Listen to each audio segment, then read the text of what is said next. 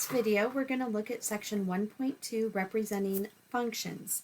Now, it is really important that you've read the section, and this video isn't covering everything in the section. It's just covering what I would call the most important part of the section, the part that I think some students might need a little bit more help with. So let's get started here with what I'm going to call library of functions. Now, I didn't come up with this term. This is a term that we see in a lot of pre-calculus textbooks, a library of functions. So just a quick review. You do need to be able to sketch each of these graphs and name several precise points, and you need to be able to do that really quickly and easily. So for example, if I'm graphing x squared, I'd have this point 0, 0, 1, 1, negative 1, 1. I'd get an upward opening parabola. Notice that you should be able to graph that really quickly and precisely. This absolute value of x, we get 0, 0, 1, 1, and negative 1, 1 again, but now we've got a V shape. And if I've done this really carefully, please note that these two angles are equal. It's 45 degrees for each of those. It's precisely a 45-degree angle. So don't make your V too fat or too thin. And then a radical, the square, specifically a square root. The square root of x, I could have the square root of 0 is 0. The square root of 1 is 1. And then the square root of 4 is 2. So notice that this is increasing very slowly, but it is increasing. So those are the quick graph of those functions. X cubed, we are going to get something that looks like a snake. We've got 0, 0, 1, 1, and negative 1, negative 1. So on the right, it looks like the parabola. But on the left, if you pictured the parabola, the x squared, what we get on the left for the x cubed, it's as if this arm of the parabola has broken and it's falling down. So it's a mirror image of what we would have had with a parabola, the left-hand side of the parabola. But this is the x cubed. So we've got the point negative 1, negative 1, the point 0, 0, and the point 1, 1. 1 over x. Recall that we can't have x equal to 0. The denominator can't equal 0, so we've got an asymptote here. And we could have the point 1, 1, because 1 over 1 is 1. If x equaled 2, 1 over 2 is a half. If x equals 10, 1 over a tenth, you see how we're getting closer and closer to the axis here. But if we had a fraction, so remember we called this 1. If we went half of 1, 1 half, 1 over 1 half, 1 divided by 1 half is the same thing as 1 times 2 over 1. Or in other words, we'd come up to 2.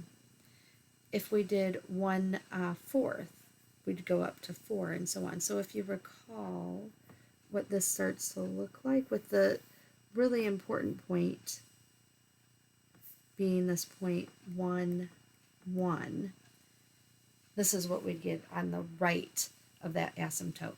On the left, we'd have a mirror image, because if negative 1, if x equaled negative 1, 1 over negative 1 would be down here, and everything else would look the same for this rational function.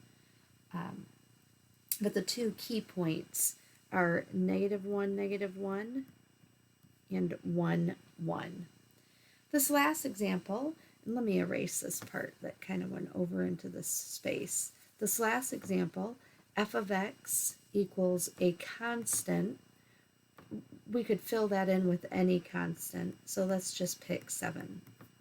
If f of x equaled 7, y equals 7,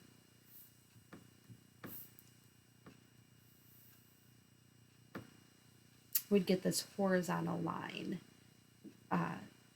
going through y equals 7. Last example we'll look at is f of x equals x. That's going to be the point 0, 0, 1, 1, 2, 2, -1, -1, and so on. We get this line.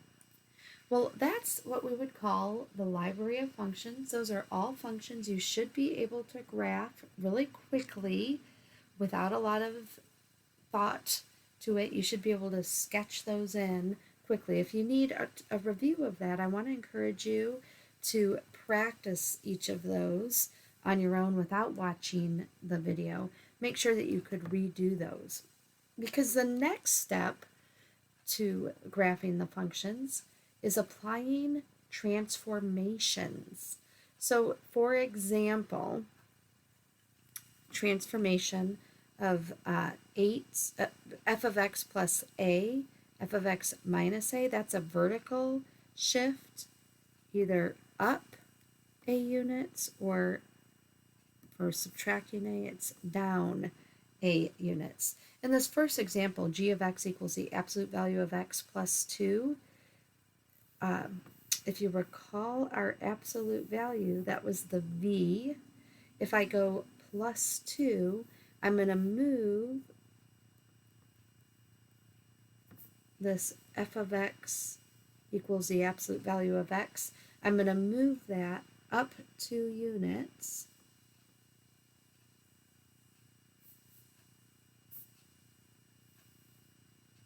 And it would look like this. That's a vertical shift up. If we did the absolute value of x minus 2, we just would have started down here and graphed from there. So you take the function, the basic function, this absolute value of x in this case, and move it up 2 or down 2. The next shift is horizontally, so it's left or right. Now, you might have an inclination to say plus a must be to the right, but it's actually going to go opposite of that. So it's left a units. A minus a is going to go right a units. And then the opposite of f of x will reflect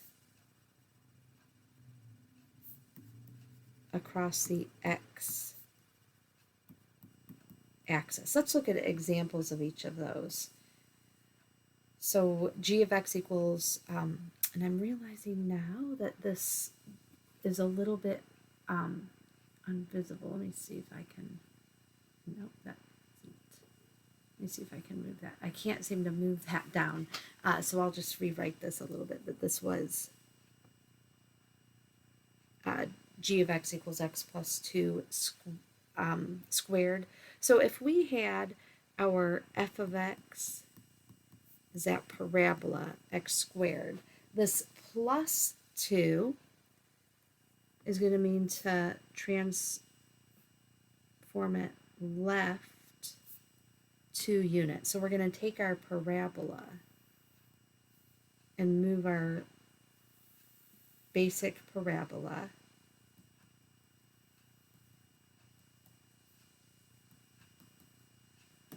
with that point 0, 0, 1, 1, -1, 1. And we're going to move that left 2 units.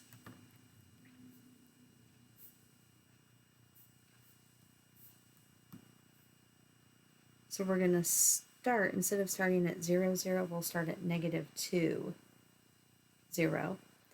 And then if I went right 1, we go up 1, left 1, go up 1.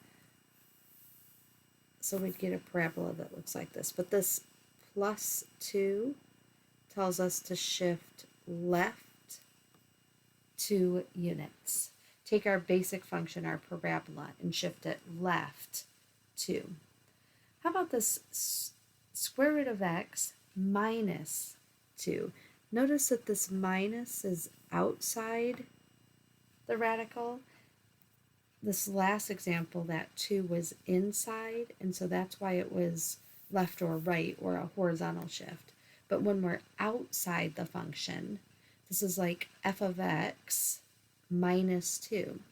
That's going to be up or down, in this case down 2 units because it's negative. So we'd take our square root function at 0, 0, 1, 1, 4, 2. We'd take this function from our library, and we're going to move all of those points down 2 units.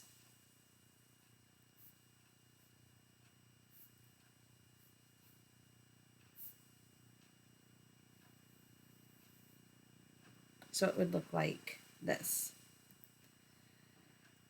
Fourth example we'll look at is this subtracting 2 inside the function is going to be taking our rational function and moving it right 2 units.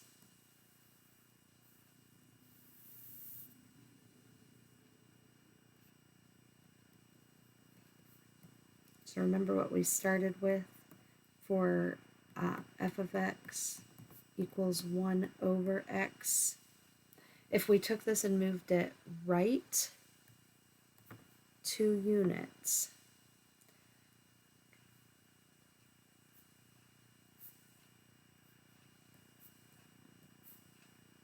we'd move this point here, and our asymptote would move 2 units.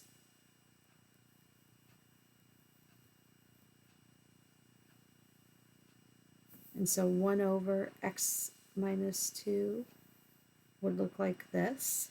And by the way, notice for 1 over x minus 2, the domain is that x cannot equal 2, and that's where we get our asymptote. And then on the other side, where we would have had a -1, -1 for the f of x equals 1 over x, when we move this to the right 2,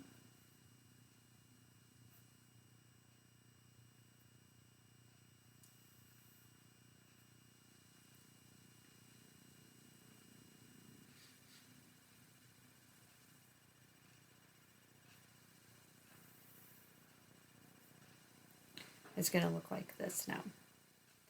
So that's graphing with those transformations. Well, I hope that that helps you get started with that section. Remember, if you have questions, you can always ask. Don't feel that just because this is in a video, don't feel that that means you can't ask questions. A couple ways to ask. You could send me an email or post on the discussion board, or you could bring your questions to class, and I'm happy to answer your questions there. But thanks for watching the video.